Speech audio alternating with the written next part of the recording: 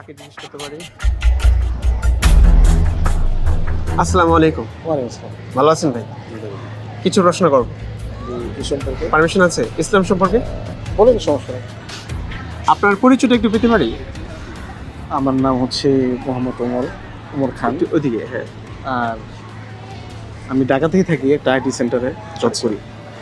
আচ্ছা আচ্ছা, ইসলাম সম্পর্কে আপনার জ্ঞান কতটুকু আছে কিংবা কতটুকু জানাশোনা জ্ঞান আছে?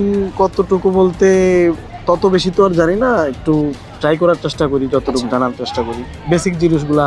আচ্ছা, আমি যদি একটা প্রশ্ন করি, আপনি মুসলিম কেন? এতগুলো ধর্ম আছে পৃথিবীতে, 10,000 ধর্ম আছে, সেই ধর্মগুলোকে বাদ দিয়ে আপনি ইসলামটাকে কেন বেছে নিলেন? ইসলাম ধর্মটাই কেন গ্রহণ করলেন? এটার উত্তরে আপনি কি বলবেন? আমি আমার জ্ঞান থেকে যেটা বলতে পারি সেটা হচ্ছে কোরআনের মধ্যে আছে সবচেয়ে মনোনীত ধর্ম হচ্ছে ইসলাম। তার মানে কোরআনের জ্ঞান আপনার কিছু হলেও আছে। একটু একটু আছে, আচ্ছা। পুরোপুরি না। কোরআন নাজিল হয়েছে কবে, এটা সম্পর্কে আপনি কি বলতে পারেন? কোন মাসে, যদি বলি আমি, কোন মাসে নাজিল হয়েছে কোরআন?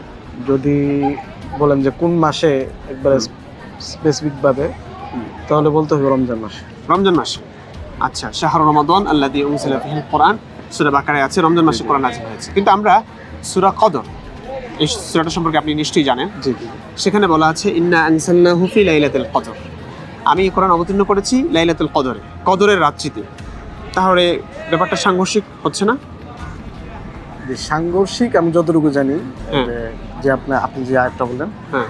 এই কদরে, ইন্না আনজালনাহু ফি লাইলাতুল কদর, আমি কোরআন অবতীর্ণ করেছি লাইলাতুল কদরে। হ্যাঁ, একটু জোরে বলুন। তো এই কদরটা তো রমজানের মধ্যেই পড়ে। আচ্ছা, হ্যাঁ, ঠিক আছে, এটা উত্তর ঠিক আছে। কদর রমজান মাস